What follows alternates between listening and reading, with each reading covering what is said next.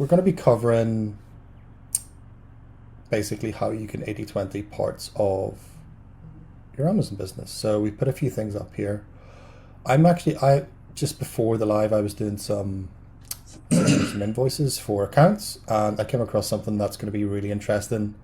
I didn't realize a few things in this, and it's going to be interesting for new sellers, kind of seasoned sellers as well. So I'll share that towards. What are the key things that you would say, kind of the key areas that you can really 80/20 your business and kind of get maximum refreshment for minimum effort?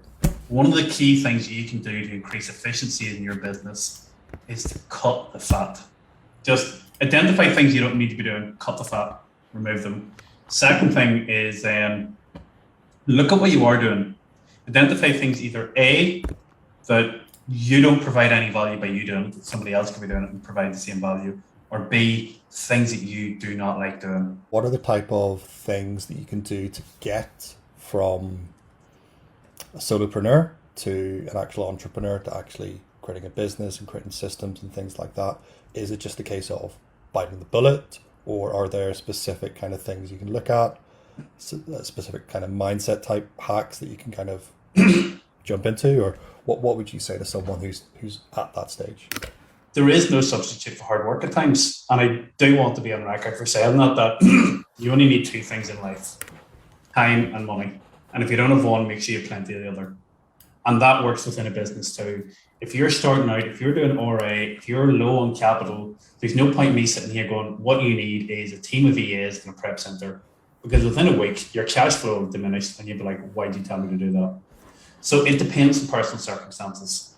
But what I would say is hard work is the backbone of any good business. It's a prerequisite, it really is. Yeah, It's a it foundation. really is. Short sword and long sword. So yes, if you are at the low level where you are still going around and you're doing away by yourself and you have no team, you're sitting going, it's great for you when you're sitting there and you've got a team, you can do this. I'm not at that level.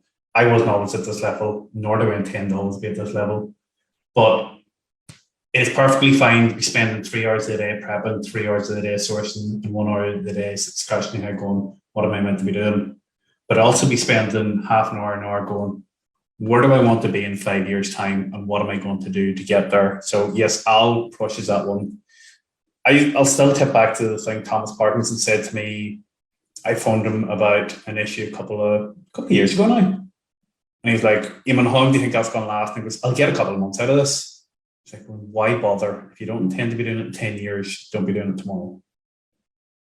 And I was like, you know what? That is really profound, and it's like the long term within your business. Like, I emailed one of the biggest like paper product suppliers today in the world and was like, hey, I'd like to open an account with you. That was because the first person that I phoned them first, and they were like, yes, we can give you an email of the person that deals with all that. And it's Gareth at, and I'm like, great, I've got a first name. I'm getting a direct line email here. And then they give me the name of my current wholesaler. And I'm like, that's who I'm currently buying that stuff off. You're not helping much here. So then I got a very generic email to become a distributor. So I would imagine that's going to go nowhere.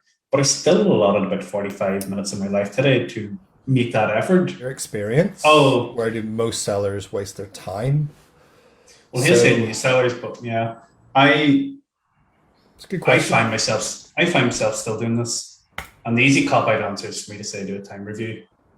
But it is very practical. I find it hard to switch off. And I've seen times at night where I'll sit for 20 minutes deleting old emails just because I'm afraid to check through them. Though I checked one last night and I'm about to place an order for at least somewhere between 3 and 5 grand of items that have been on my target of things to source for the last couple of months. So it pays off. But what are the waste of time? It's mundane tasks. If you're doing a task and you have done that task for more than 3 hours that week, do you need to be the one doing that task? If it's sourcing and you're phenomenal at sourcing and you don't want to let anybody else do it, fine. But if you are sticking items into the poly bag, can you get somebody else doing that? Does it need done? Does that item need poly bagged? If you're sourcing and you're going on to the clearance section of Argos every day for the first 20 minutes of the day, and in the last week you find one deal, should you be going onto that website? It comes back to the very thing I said at the start of the time. Why would I effing bother? Where is the upside of me doing that task? And that is going to be different, Daniel, for every individual person.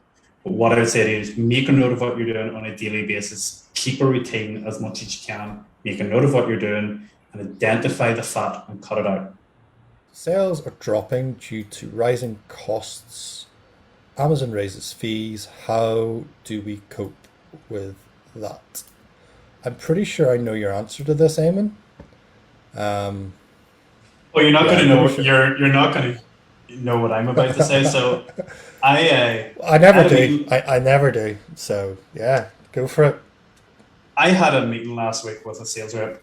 He flew over to meet me, sitting chatting away, and I was like, "Listen, I really want to sell this item, but it's quite expensive to buy off you. Really don't want to buy 10 of them. Get stung with it because that's going to cost you £400 or £500, and I'd appreciate not doing that." And they were like, "Right, okay, I'll see what I can do." And I was like, "Can you generate an invoice? I'll be able to use that to get on Gated, Bob's your granny's uncle." So he came back to me today and he was like, "Listen, Eamonn, we can't do that because the accounts department have said we need to be able to provide a delivery note as well because Amazon regularly phone us to verify these invoices. And if we don't have a delivery note and proof of delivery, we're all buggered." And I'm like, "Well, there's the heads up on me photoshopping mine." And he's like, "I don't do that." And he's It's like, "They actually just on that. It's actually quite reassuring that Amazon do phone check those." Yeah. because I've had that with product previously, and yeah, the supplier knew I was selling on Amazon, and Amazon had to phone them 4 or 5 times, and they couldn't get over it. It was like, here's the invoice, Procter and Gamble, so on and so forth. Yeah, and just couldn't get it done. It took 2 or 3 months to get. What happened with that one? You got it sorted. Yeah, it was. It was a Yeah, case six I got it. pack. I got it sorted. Yeah. Yeah, but Yeah. Amazon, yeah, Well, they do have a team of people that will call suppliers. So yeah. yeah, don't go So the Photoshop route. It doesn't work. no, it doesn't. So I said to them, "Right, well, can you not do it?" They're like, "No, if we do that in house and do that, it'll tarnish our reputation with Amazon, and then we could lose a lot of Amazon sellers as clients." To which I suggested that's perfectly fine. Tell me all the items they're currently buying off you. I'll just buy them. You'll get the same revenue, and I'll just lose all the competition. But they didn't. They didn't go for that option. But on a realistic note, because yeah, I would have totally went for that if I'd agreed. On a realistic note, what I've been doing is the old cliche of wide, not deep. So I shared a post on a group the other night from Warren Buffett. He's like, "Why would I buy a shiny lump of metal when people are still going to drink Coca-Cola and eat sweets?" And it's the same thing. We are in a recession. They mightn't have announced it yet, but we are in a recession. I'm sorry to tell you, lads and ladies. And it is going to be tight going for the next while.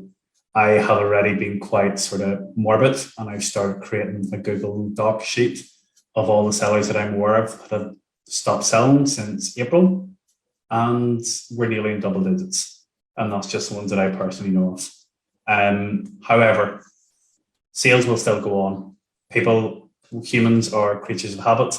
They will still buy things online. I was speaking to somebody the other day who does her grocery shopping online. She works for a very large wholesaler and she buys it off Amazon. She buys the things that I'm buying from her own company on Amazon. I'm baffled by it. Well, Um, I think on that, Eamon, I think it potentially go the other way because of the price of fuel. Are you likely to no. nip down and I Sarah has stuff coming nearly every day from Amazon. It's all clothing, and there's a couple of things you said there. Wide, not deep, and I'll cover what I've spent some time on. And I'll share it and screen share and stuff. I completely agree with that. Wide, not deep. Definitely, there's a lot more categories than toys and games and beauty and household. I'll show you exactly what I've kind of not kind of remembered, I suppose. Yeah, we'll So, lose that. so so I would So say it potentially can go the other way. So it potentially go the other way of like back to the way Amazon kind of was, that it was known for high end electronics, TVs, that type of stuff. People know what they want. So Yeah. why would they spend maybe an hour in traffic? God knows what it is in fuel, and they can just do it from home because they've had that learned behavior over COVID. Hey guys, what do you do for your team and yourself to remain productive? Never really had that issue, to be honest, myself. Kind of, I think maybe a different way to look at it is just curiosity. I mean, I'm quite curious, and I never get kind of where that flies come from. So, what do you do for your team to remain productive? We have an alignment meeting every Monday, and yeah, it's pretty structured. We have KPIs and we have lots of chat on Slack. We also have a every third Thursday we have like a team thing. We play Among Us or we do karaoke or something like that. Eamon, what do you like on the karaoke mic? Oh, I'm fantastic on it. I like the sound of silence. So, yeah, I don't do any Simon of or that. Garfunkel? No, just silence. Um, like people have asked before about bonuses and stuff like that. I think I've given out 3 or 4 bonuses in the last couple of weeks for nothing. Like my purchasing manager got a holiday out of me because she asked for cashback. Could I use that? And I was like, this is going to take too long. And I just went and was like, use the credit card and let me just work away. Actually, she didn't even do that because it was going to bounce. I was like, I just asked how much it was going to be incentive transfer wise. And a couple of other ones had family events coming up, and I was like, there's a couple extra thousand pesos just because.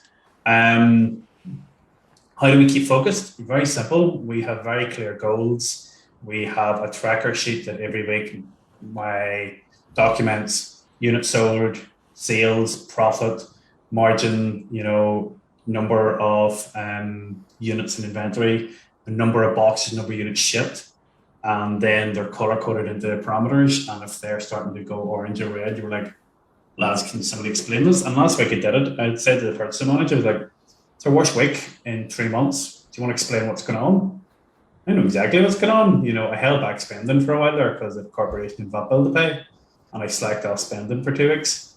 And that was a ripple of that. But I still put her in the spotlight in the meeting and go, you're the manager, explain this. And she was able to.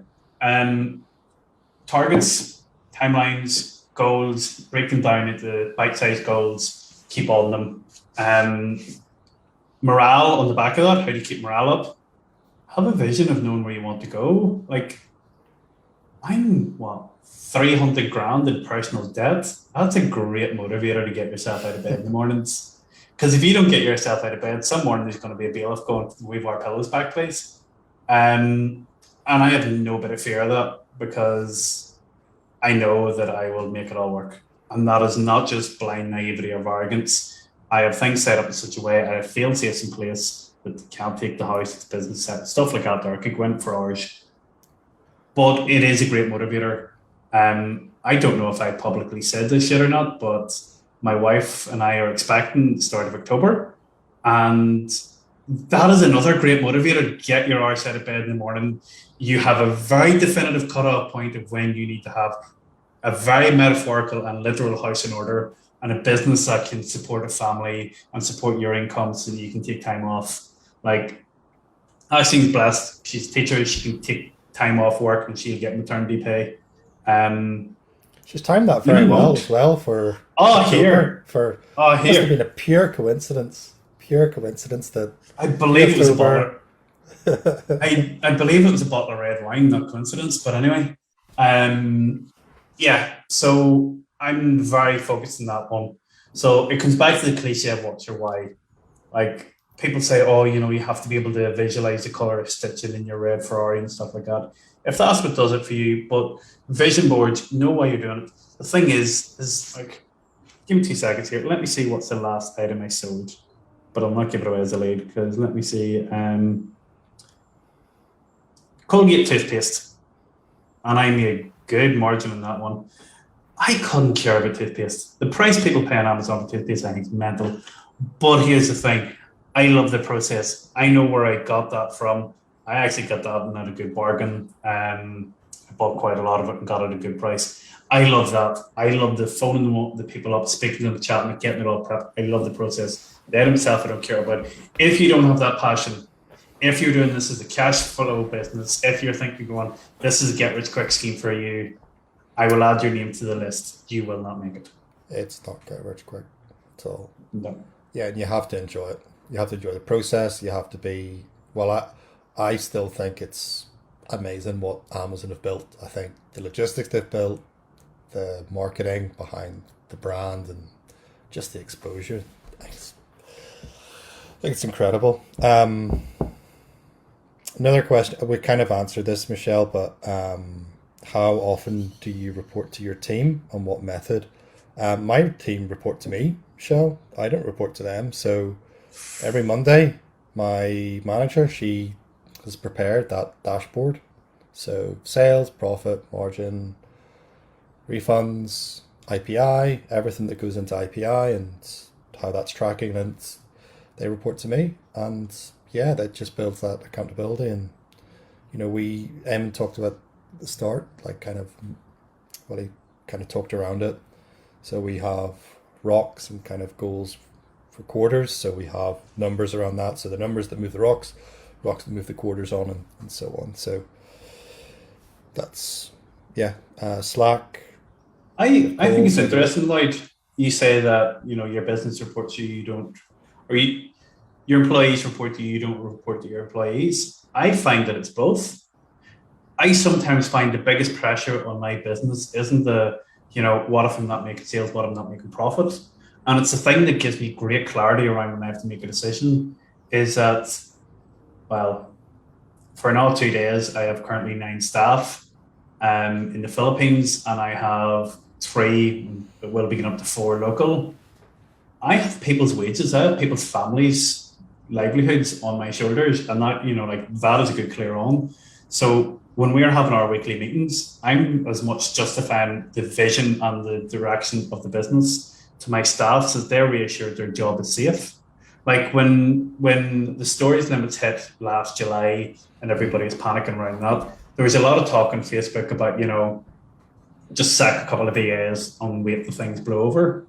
And I actually went and did a live in the WhatsApp group with them, like, lads, we won't be able to send in for a couple of weeks, but your money will keep going. You'll still be doing your job because your job's safe. And I think it's important that you have that accountability both ways. But yeah, we use the Monday meeting to really sort of drive focus for the week. What's our objectives for the week? What did we achieve last week? Where did we go wrong? And if so, why? What would you say are the most competitive categories for FBA? Amazon. So yeah, books is the biggest category, but I'm not a book expert by any stretch. But ultimately, if it's a new book, I think you can't compete with Amazon. I think something along those lines. And yeah, Amazon, it's their house, their rules. So be careful if you're going to go into a listing with Amazon. Definitely read Keepa and understand as best you can, and definitely, don't go spending all your budget on something that looks great because it's selling 1,000 times a month. Well, I tell you what, recently I've been selling a lot of Amazon Echo Dots, and I've seen them coming in, and I was like, I think my team have made a mistake, and they just keep moving. And you're like, so we're selling Amazon products that we're not sourcing for Amazon, and then we're selling them on Amazon under their nose. You're selling those on Amazon? Yeah. Okay, right, fair enough. But on the invoices, it's all checks out. Like, I'm like, okay, that's fine. Like, I sometimes, it's fun. Like, I just go out and open grey mailbags in the shed and be like, what's appearing today? Love it. Yeah. Guys, hope you enjoyed that. I'll get that spreadsheet shared. I'll just, give you a few ideas. If you're kind of struggling to source in beauty and toys and games, which is kind of, the categories that people get tied up in, then there's a lot of other opportunities out there. So, do you know what I'm going to do, Lloyd? I'm going to cut across you a minute. Please do. Cool. Thanks, Eamon. You're very welcome, sir. Thank you for your time. And, I shall indeed. yeah, it's good fun. As always. Yeah. Cheers, mate. See you later. Cheers. Bye.